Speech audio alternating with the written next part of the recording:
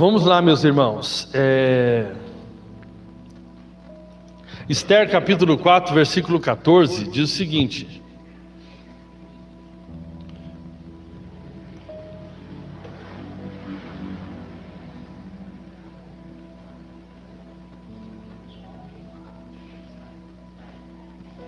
glória a Deus. Amém. Texto bíblico diz: por quê? Se de todo te calares agora, de outra parte se levantará para os judeus socorro e livramento, mas tu e a casa de teu pai perecereis. E quem sabe se para a conjuntura como esta é que fosses elevado rainha. Pai, obrigado pela tua palavra que vai ser ministrada aqui aos nossos corações. Dai-nos espírito de sabedoria e de revelação em nome de Jesus. Amém. Glória a Deus.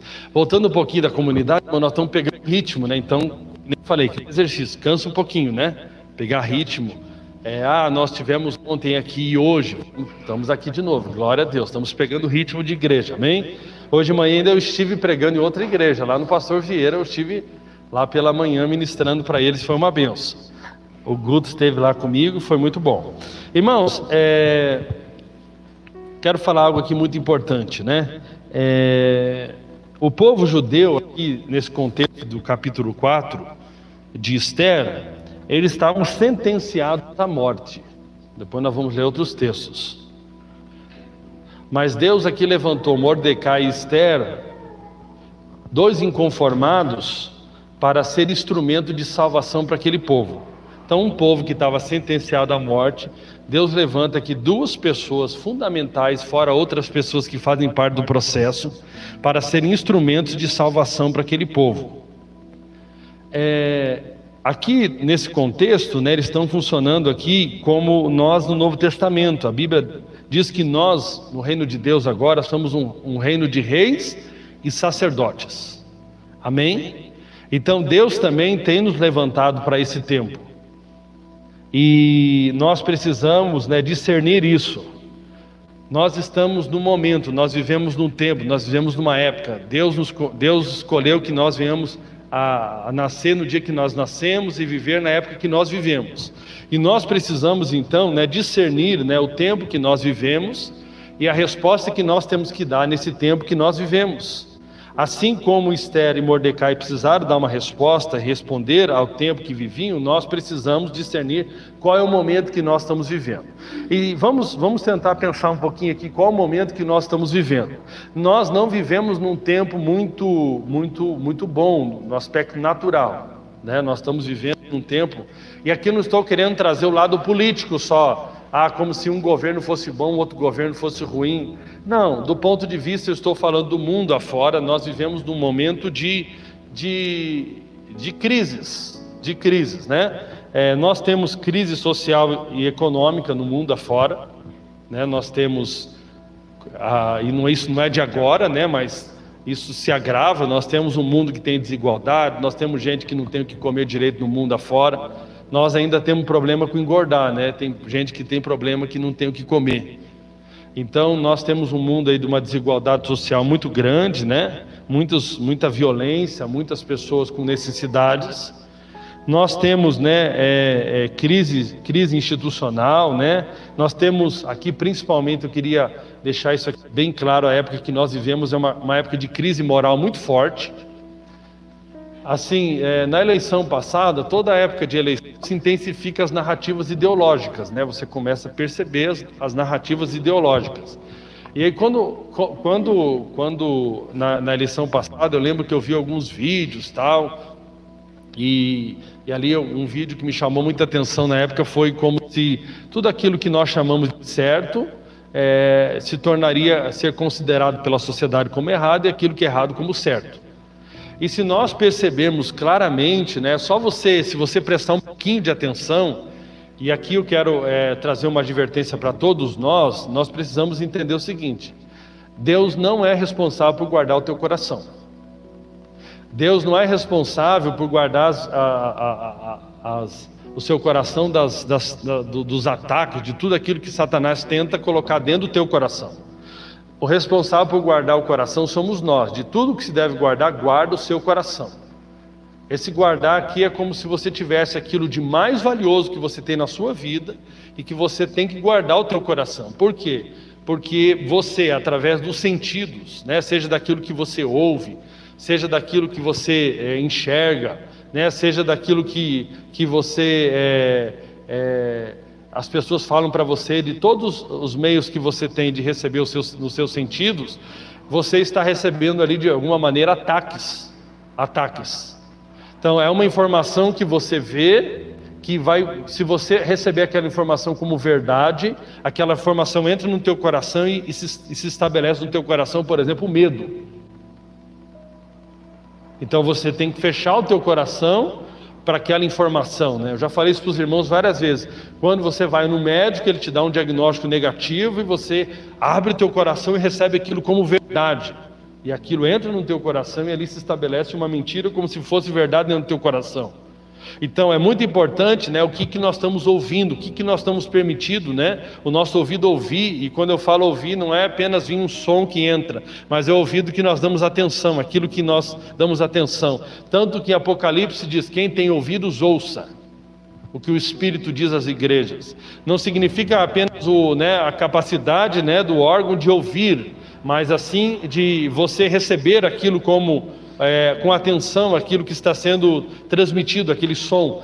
Então nós precisamos tomar cuidado com aquilo que nós ouvimos. Eu confesso que pouco que eu vejo de algum jornal, e quando eu falo pouco, é pouco mesmo, porque eu não lembro a última vez que eu sentei para assistir um jornal.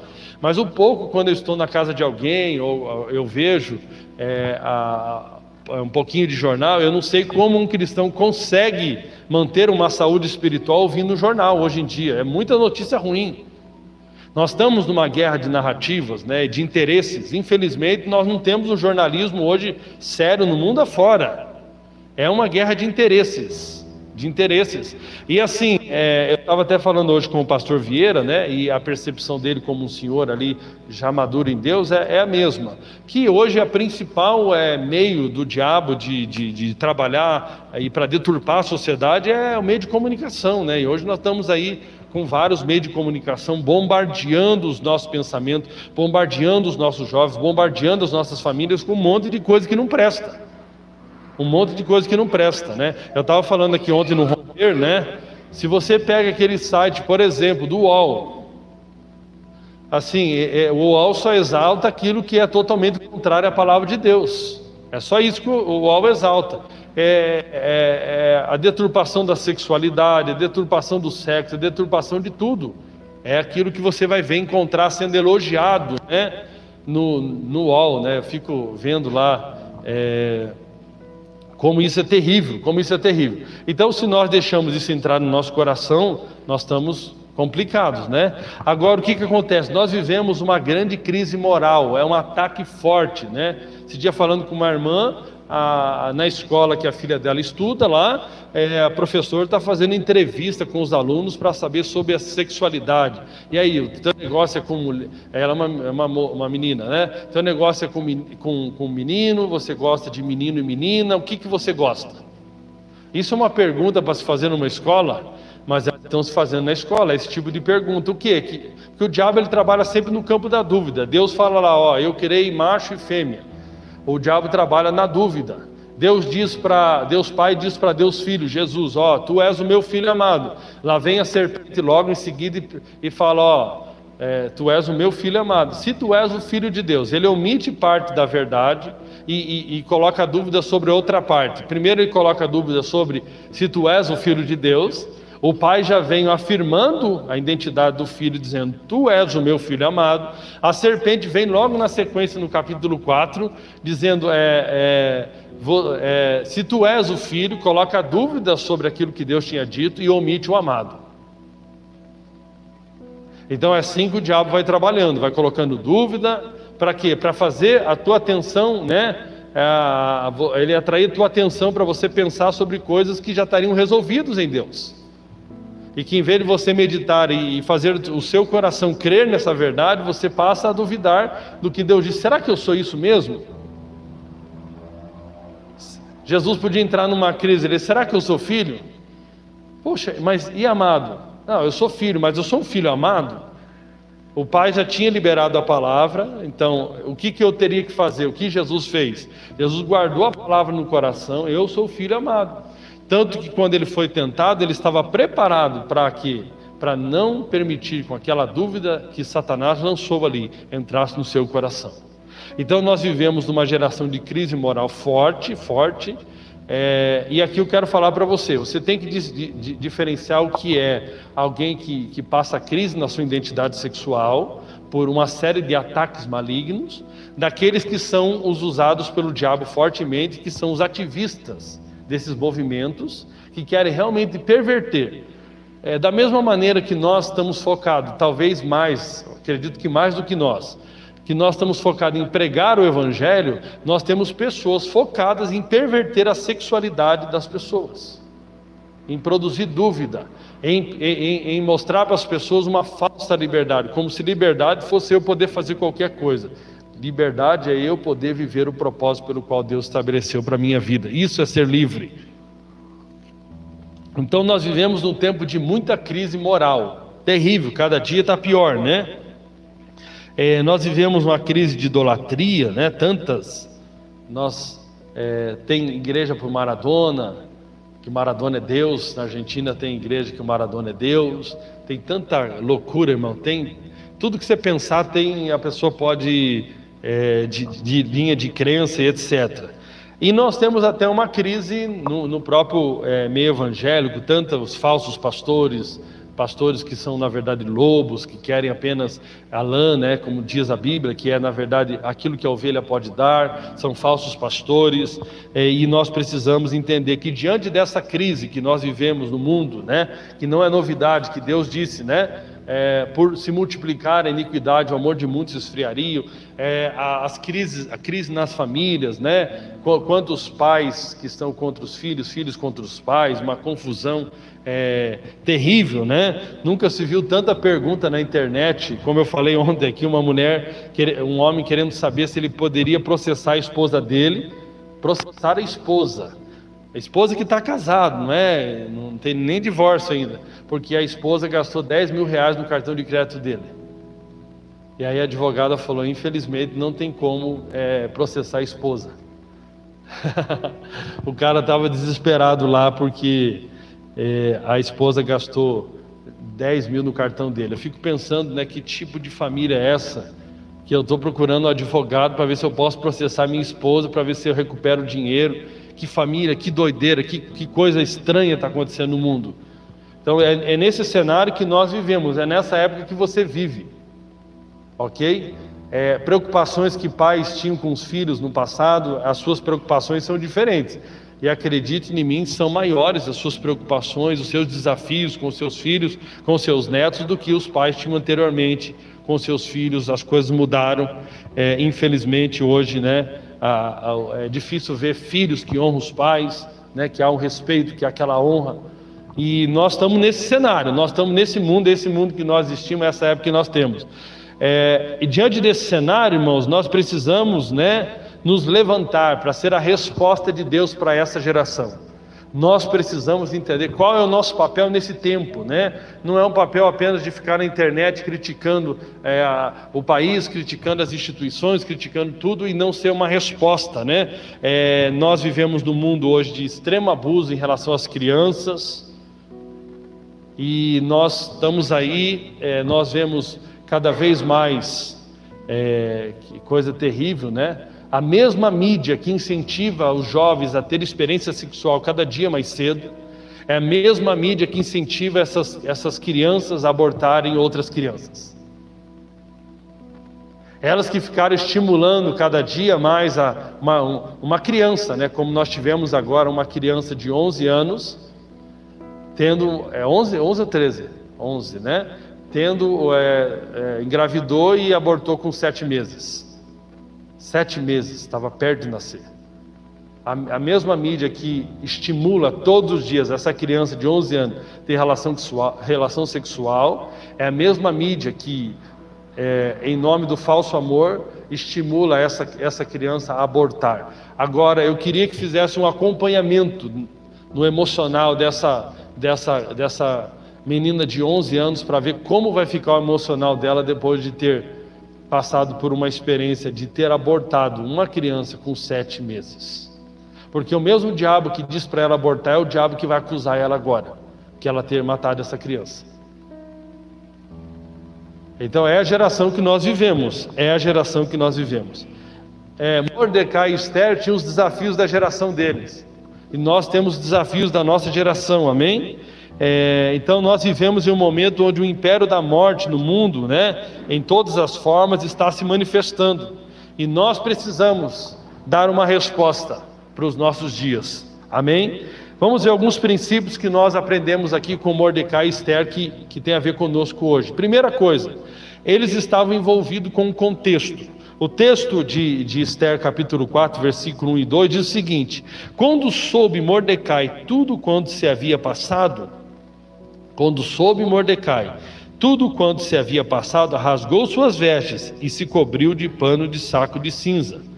E saindo pela cidade, clamou com grande e amargo clamor, e chegou até a porta do rei, porque ninguém vestido de pano de saco podia entrar pelas portas do rei. Aqui, esse começo aqui desse versículo é muito importante. Quando soube Mordecai tudo quanto se havia passado. Sabe, irmãos, nós precisamos então primeiramente estar contextualizado e saber quais são os inimigos dos nossos dias. Hoje, não é mais numa geração de tanta informação, e a informação ela é boa, ter tanta informação assim, é boa ou é ruim? Depende, Como diz lá um empresário, ele diz, o problema dos nossos jovens não primeiro que muitos não leem, e segundo, leem o livro errado. Não basta ler, você tem que ler o livro certo.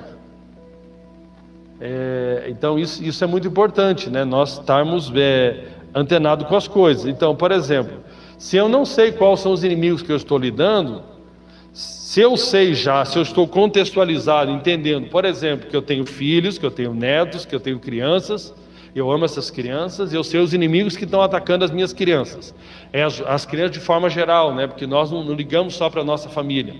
Mas então eu vou estar quando eu estou contextualizado, eu vou me preparar para lidar com aquele inimigo.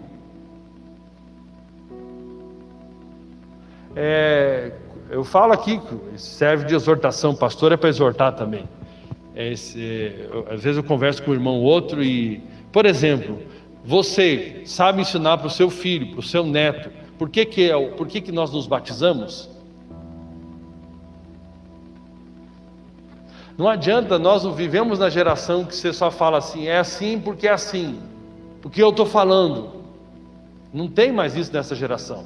Você não consegue lidar mais assim com os jovens, os adolescentes, os juvenis. Você está apto a falar sobre sexualidade? Você está preparado para ensinar o seu filho? Você é apto, você é bem preparado, você é bem instruído na palavra? Irmãos, eu estou para marcar um dia um show. Eu vou avisar aqui, só vocês, baixinho aqui, faltou hoje vários irmãos. Eu vou marcar um churrasco, mas não é churrasco direito, é para dar uma batida nos homens, tá? Estou avisando só aqui, só para alguns aqui já saber. Por quê, irmãos?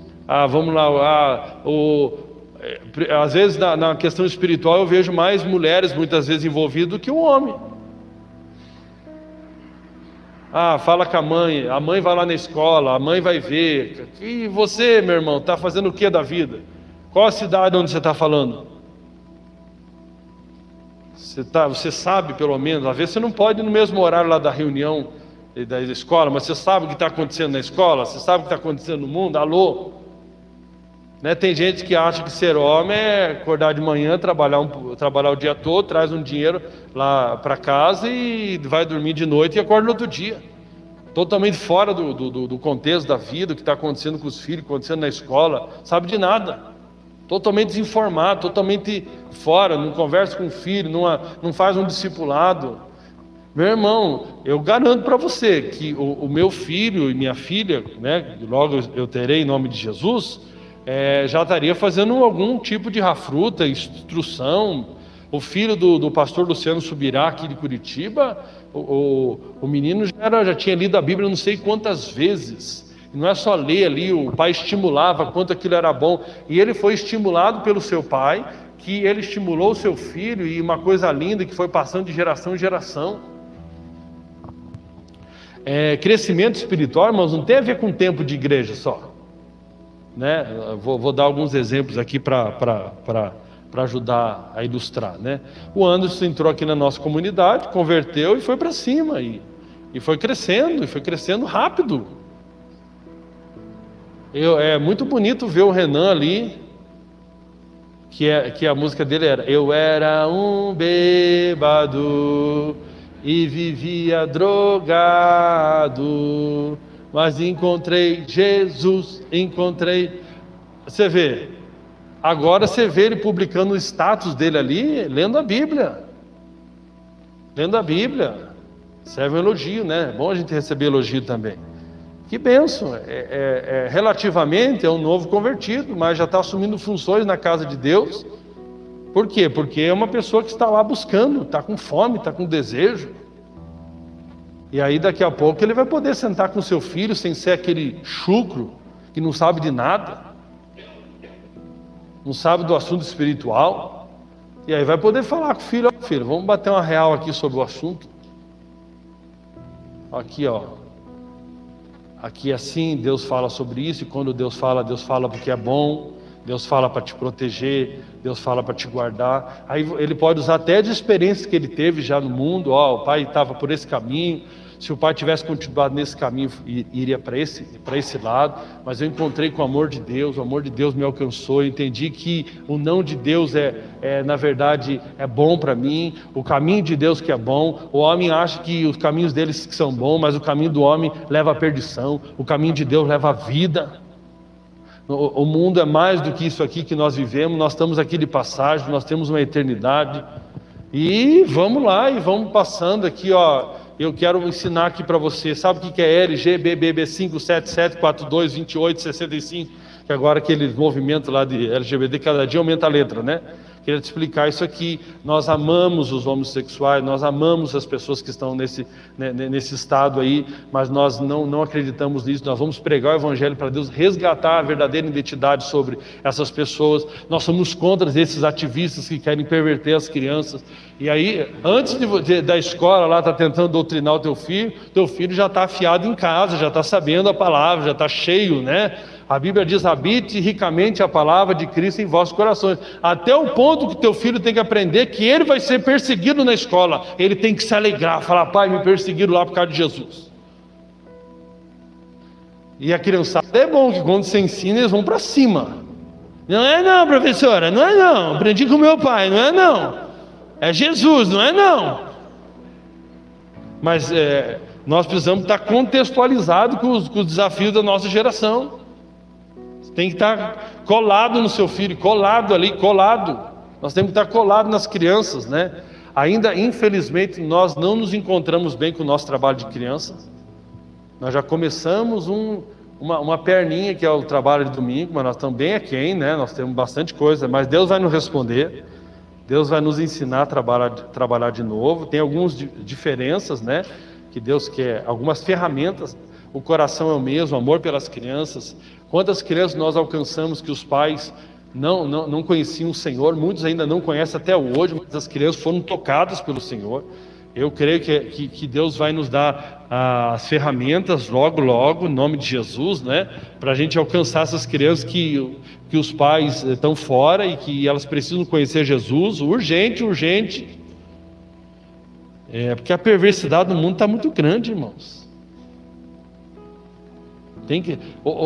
Você já treinou seu filho, sua filha, para lidar com um possível estrupador? Você já lidou? Está aqui, né? Eu estava vendo a filha do Cristiano e da Aline. É difícil encontrar uma menina tão carinhosa como ela, mas ela tem que ser guardada.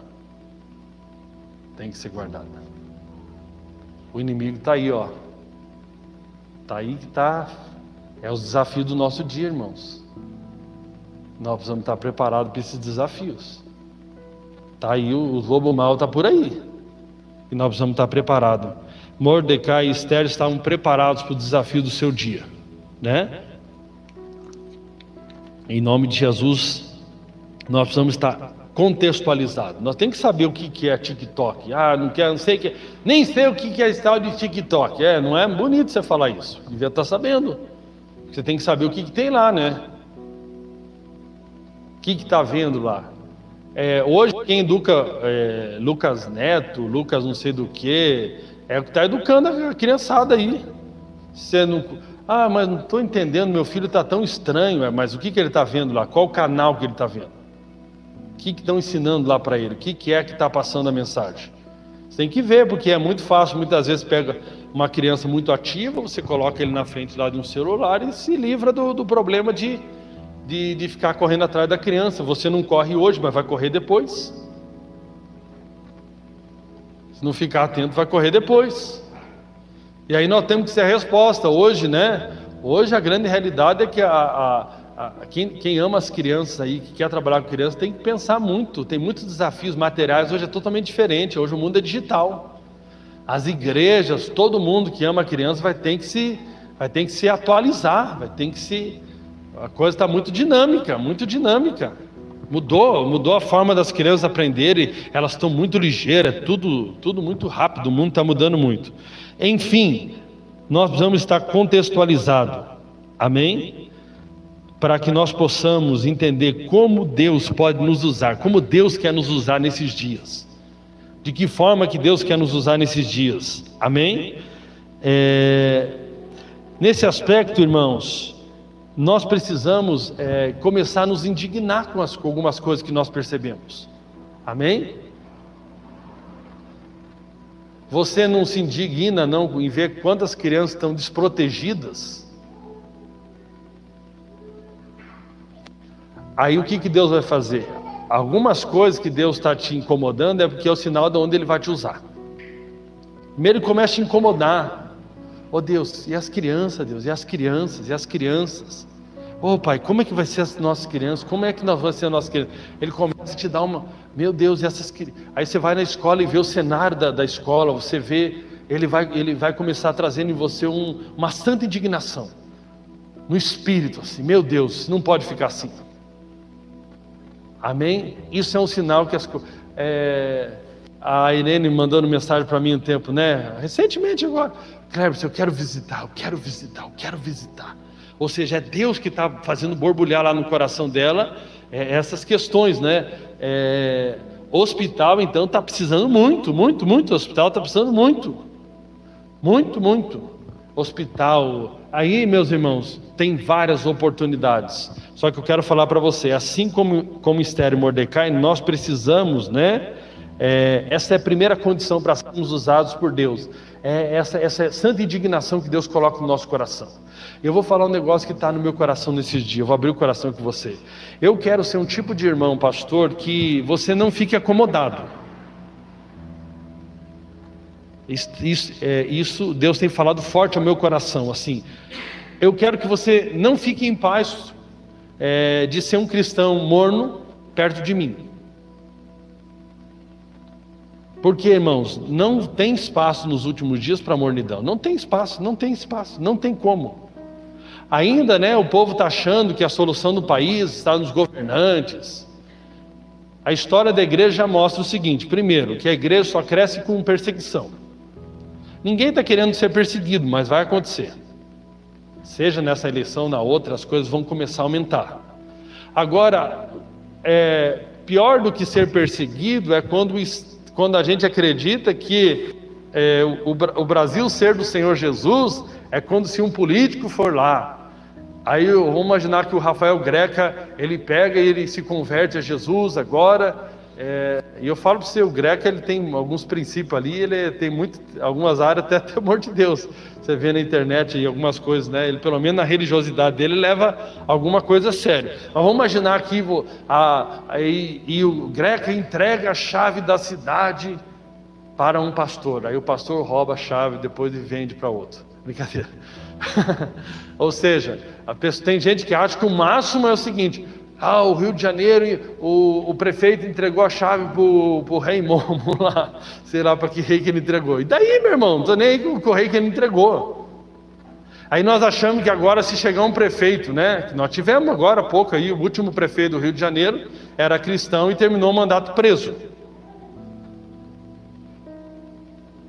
Vou imaginar que a solução então é que o prefeito seja cristão e ele entregue a chave da cidade para o Edir Macedo, cara.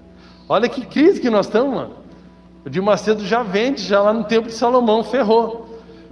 Então, assim, a solução não está em um político dizer que essa Curitiba agora é de Jesus. Não, a solução não adianta por decreto dizer. E aí que eu fico pensando assim, vamos ser bem... a briga está grande aí, né? E libera o aborto, não libera aborto, libera não sei o que. Meu irmão, você acha que não está acontecendo os abortos? Você acha que quem quer pecar precisa de liberação do governo? Você acha que as pessoas não estão abortando?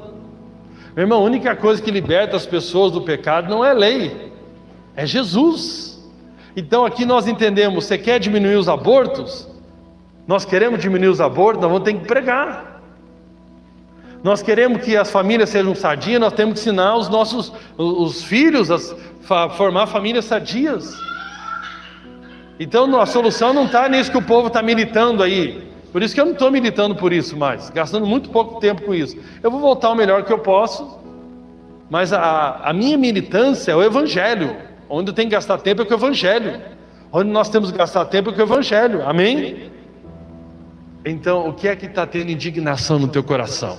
Agora, eu tenho um livro que eu comprei ali, esqueci o nome do homem, ele fez parte daqueles campos de concentração. E ele diz que a pior coisa que pode acontecer no coração de alguém é a indiferença. E ele diz que é muito fácil você se tornar indiferente, você se acostumar com os problemas que você ia ver. Ele diz que a primeira vez que ele via lá, que ele sabia que quando chamava as pessoas, e lá era o seguinte, você tinha qualquer tipo de deficiência, qualquer tipo de problema, eles já matavam você. E ele sabia que quando chamavam determinados tipos de pessoa para determinadas filas, é porque queriam matar aquela pessoa. Ele disse que a primeira vez que ele viu isso, ele ficou muito apavorado. Meu Deus, vão matar uma pessoa ali. Mas vai passando o tempo, ele falou que ele se acostumou, matou mais um hoje, vão matar mais um amanhã. Eu não sei o que aconteceu, mas domingo passado parece que tinha um homem ali que, não sei se é homem ou mulher, que eu não sei o que aconteceu ali no riozinho que tem ali, e tinha um morto. Você vê, nós estamos numa sociedade tão complicada que gente está morrendo direto, usuário de droga, crime, tudo está acontecendo que nós acabamos nos acostumando. Ah, morreu um ali, morreu. Você vê que o primeiro que morreu de Covid, o segundo, daqui a pouco as pessoas vão se acostumando. Ah, morreu mais um de Covid, morreu outro ali. Então o nosso coração vai ficando duro.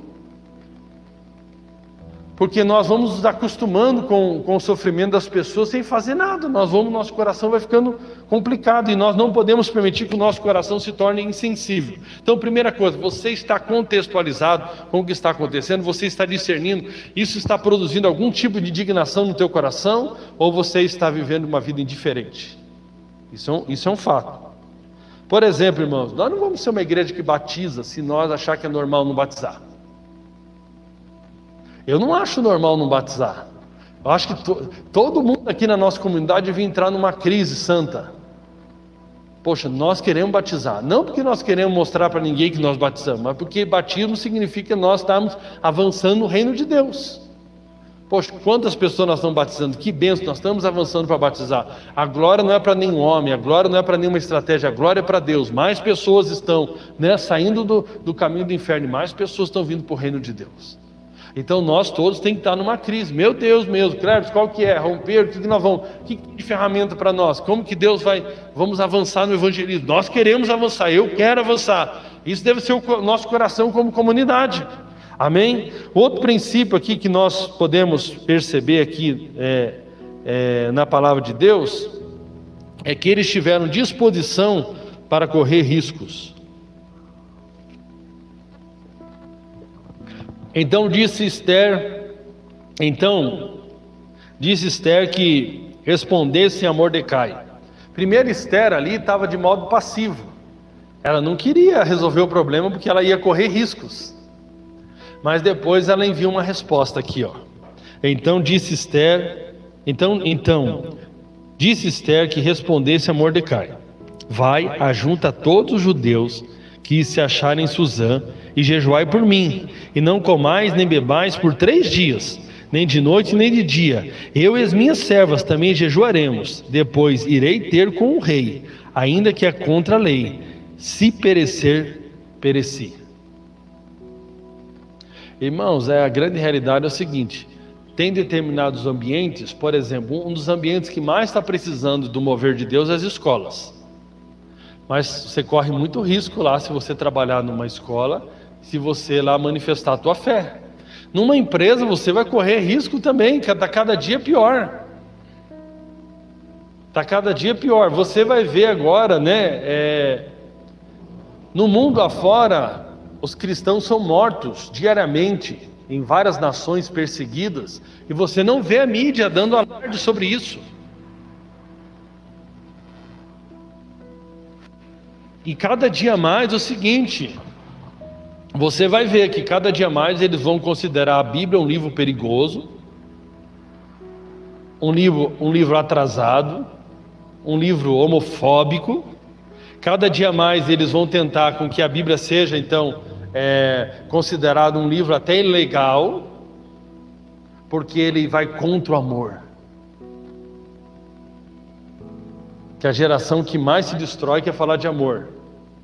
Você está entendendo? A geração que mata uma criança de 7 meses quer falar de amor. Quer ensinar Deus que é amor sobre amor. Então cada dia mais os riscos nós vamos correr. Cada dia mais o que vale. Pode pegar a empresa como Boticário, né? Pensa uma empresa pervertida na mídia, é a tal do Boticário. Tem lojas que interessa para eles agora contratar pessoas que realmente assumem uma sexualidade que é diferente de heterossexual, porque fica bonito para a empresa. Então nós estamos num tempo que ser cristão, viver a nossa fé, cada dia mais vai exigir nós corremos determinados riscos.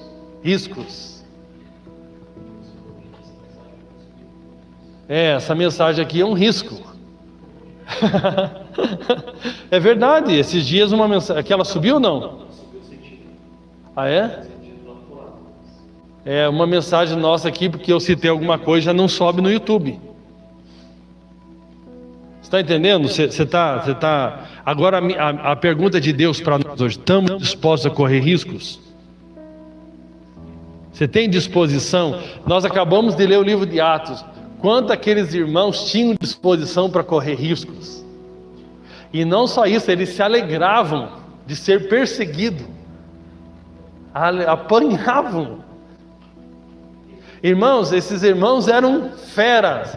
Eles não ficavam pedindo: Deus, dá um presidente cristão para o nosso país. Não. Eles estavam lidando no pior império da época, mais sanguinário, que era o Império Romano. E eles teve tanto mover de Deus que o Império Romano teve que se curvar a eles. O tal do Constantino viu o seguinte: está ficando ruim, nós estamos perdendo a batalha, vamos se unir a eles, vamos decretar que agora todo o Estado agora vai adorar Jesus. Todo mundo nessa nação aqui tem que adorar Jesus. Então, nós precisamos, se queremos participar do mover de Deus, assim como Esther e Mordecai, nós precisamos ter disposição de correr riscos. E de falar: se perecer, pereci. Se perecer, pereci. Amém? Outro aspecto que nós podemos entender aqui é que nós precisamos servir debaixo de uma vida consagrada, consagração. Aqui Esther conclama aquelas pessoas a jejuarem 3 dias e 3 noites. Porque ela iria lá intervir em relação àquele povo com o rei, e ela estaria correndo risco de vida. Então, a nossa vida cristã, ela deve ser uma vida piedosa. Não estamos brincando de evangelho. A nossa vida deve ser debaixo de jejum, de oração, de intensidade.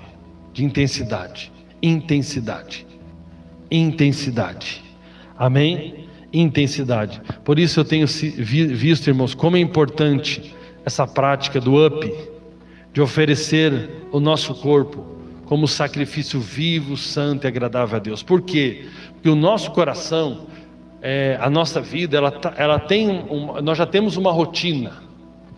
Nós estamos ouvindo essa pregação, mas nós temos uma rotina. Amanhã de manhã você já tem uma rotina. É quase que um piloto automático a nossa vida. Então, para a gente realmente reprogramar o nosso coração, realmente devolver o controle da nossa vida para Jesus, realinhar as coisas, exige de nós uma certa disciplina, uma certa resposta que nós temos que dar para Deus. E a primeira resposta que o Evangelho deve dar é o seguinte: é eu sair do centro, eu sair do controle da minha vida e devolver o controle da minha vida a Jesus. Porque quando eu creio em Jesus, eu não creio Ele apenas como Salvador, mas eu tenho que crer nele como Senhor. E o nosso coração está acostumado a ter outros senhores. Nós temos outros hábitos, nós temos a nossa vidinha, nós temos as nossas rotinas, nós temos os nossos compromissos. Então, quando eu acordo pela manhã e depois repito isso com a minha rafruta, é muito importante para nós isso. Senhor, eu estou aqui, ó Deus, por causa das tuas misericórdias. Eu estou aqui para oferecer o meu corpo, que representa todo o meu ser, como sacrifício vivo, santo e agradável ao Senhor. Pai, faz a tua vontade, ó Deus. Eu não quero ser, meu Deus, num mundo de tantas ideologias contrárias ao Senhor. Eu não quero me conformar com este mundo. Eu não quero me conformar com este século. Eu não quero entrar na forma desse século. Eu não quero moldar os meus pensamentos como esse século, Senhor, meu Deus, pensa. Mas eu quero ser, meu Deus, uma metamorfose, Senhor. Eu quero ser, meu Deus, uma verdadeira transformação, para que eu possa experimentar qual é a tua vontade, a tua perfeita, boa e agradável vontade. Eu me rendo, eu condiciono o meu coração, eu condiciono a minha mente para que ela vá em submissão a Deus. Pai, hoje eu quero ser uma resposta para o Senhor, para essas crianças. Eu quero ser uma resposta para os meus colegas de trabalho. Eu quero ter, Senhor meu Deus, ter a coragem, ó Pai, para poder correr riscos. Senhor meu Deus, eu não tenho ainda a devida coragem para pregar a Tua Palavra. Eu ainda, Senhor meu Deus, não estou pregando como deveria, mas eu clamo agora ao Teu Espírito. E aí que nós vemos a igreja de Atos, eles em tamanha perseguição, eles oraram a Deus: Senhor, concede aos Teus servos ousadia. Enquanto o Senhor estende as tuas mãos para curar, né? Isso que está no meu coração. Eu ontem no romper aqui, eu estava pensando, eu colaborei para uma outra pessoa vir, né? Que já fez parte da comunidade, mas eu ainda não estava com uma pessoa nova aqui, nova. Aí eu assim, dentro de mim eu estava com uma indignação. Falei: Senhor, eu quero romper nessa área. Mas eu comecei a lembrar que algumas coisas já estão dando passo, né? Algumas pessoas já preguei no hospital, orei nas oportunidades que eu tive no hospital. Podia ter orado mais, podia ter ido além. Mas eu tenho assim, esse coração está desejoso, está uma indignação no meu coração. Eu quero avançar mais, eu quero ir além, eu quero ser mais usado por Deus. Eu quero ser mais usado por Deus. Isso tem que estar no nosso coração. E orar a Deus: Senhor, eu não quero perder a oportunidade, eu quero pregar a Tua Palavra. Eu quero, Senhor, realmente correr riscos, Senhor. Eu quero, Senhor meu Deus, não ser covarde, ó Pai. Eu quero avançar. Todos nós devemos ter esse coração, amém? E para isso nós temos que estar nos consagrando a Deus, amém, meus irmãos? Em jejum, em oração, dedicados em nome de Jesus. Isso vai fazer toda a diferença nas nossas vidas. Em Apocalipse diz: conheça as tuas obras, que nem és frio nem quente. Quem dera fosse frio ou quente. Assim, porque és morno e nem és quente nem frio, estou a ponto de vomitar-me da minha boca. Ou seja, isso não está legal, isso não está, no meu estômago não está caindo bem esse teu estilo de vida. Então Deus nos chama, não é uma instituição, não é um homem que está te chamando para isso, é Deus. Não tem espaço, irmãos. Essa ideia é uma coisa muito maligna, essa ideia de que Deus chamou alguns para ser consagrado e outros para não ser consagrado. Consagrado é alguém que é líder, consagrado é alguém que é presbítero, consagrado é alguém que é não sei o quê. Meu irmão, consagração fala de uma vida que vive em disposição de sacrifício. Disposição de sacrifício. E o amor que Deus nos chama para viver é o amor ágape, o amor sacrificial. Essa é a realidade. Amém? Por fim, irmãos, Nós podemos observar aqui, aprendendo com o exemplo de Esther e Mordecai. Esther foi lá, conseguiu um decreto do rei. E não adianta nada você ter um decreto, uma boa notícia, se você não divulgar essa boa notícia. Da mesma forma, irmãos, após um tempo de oração e jejum, eles obtiveram o decreto do rei. E o que eles fizeram com esse decreto? Eles foram anunciar. E aqui que entra a nossa intensidade em anunciar o que? O decreto do rei. Qual que é o decreto do rei? Deus Pai enviou Deus Filho para morrer na cruz pelos nossos pecados. E nós temos que anunciar isso para as pessoas. Meus irmãos, quantas pessoas estão com problema de depressão? Eu experimentei o que é ter um pouco de problema emocional. É ruim demais, problema emocional é ruim. E às vezes, por isso que eu digo, tem por grande alegria o passar por várias tribulações. Por que foi bom eu passar por esse problema emocional? Porque eu vi quanto é ruim ter problema emocional. Se o problema físico já é ruim, o problema emocional é pior do que às vezes o problema físico, porque ele até gera o problema físico, o problema emocional. Então nós precisamos contar para essas pessoas os decretos do rei, as boas novas do rei. E eles saíram ali anunciando as boas novas do rei. Então, irmãos, às vezes nós passamos uma semana sem anunciar para ninguém as boas novas do rei. Não podemos isso. Eu estou me incluindo nisso, irmãos. Eu não estou aqui melhor do que vocês. Nós não podemos permitir isso na nossa vida, passar uma semana sem falar os decretos do rei. Nós temos que falar sobre os decretos do rei. Amém? Em nome de Jesus. A vitória já foi decretada na cruz, agora precisamos sair para anunciar seus decretos da grande salvação para as nações. E sabe, irmãos, por fim, Deus tem uma recompensa para aqueles que se dispõem a dar uma resposta certa nos dias da sua oportunidade. Existe uma recompensa. O texto de Esther, capítulo 8, versículo 15 diz: Então Mordecai saiu da presença do rei, com veste real azul celeste e branco, como também com uma grande coroa de ouro e manto de linho fino e púrpura. E a cidade de Suzã exultou e se alegrou. Olha o resultado. Uma pessoa que se dispôs a correr risco. Ele fez o que ele não poderia fazer, mas fez por amor àquele povo. O resultado foi o seguinte: ele recebeu as vestes reais e Esther foi consolidada como rainha. Isso aponta, irmãos, para o grande dia, onde nós receberemos do nosso Senhor a recompensa pelo nosso trabalho. Glória a Deus. 1 Coríntios capítulo 15, verso 58. Portanto, meus amados irmãos, sede firmes e constantes, sempre abundantes na obra do Senhor, sabendo que o vosso trabalho não é vão no Senhor. Amém? O diabo sempre vai tentar nos convencer que nós estamos perdendo tempo em se envolver com as coisas do reino de Deus. Mas eu quero hoje dizer para você que é o melhor investimento da nossa vida que podemos fazer. Todo mundo, eu quero construir meu pé de meia, eu quero garantir o meu futuro. E que tal você garantir um investimento que vai além dessa vida, onde você terá uma recompensa eterna? Eu quero falar um pouco nesses próximos dias sobre o galardão. Nós precisamos estar com o nosso coração queimando novamente sobre o galardão, a recompensa eterna. A salvação é pela graça. Agora nós precisamos entender um pouco mais novamente sobre o galardão, em nome de Jesus. Amém? Se coloque de pé.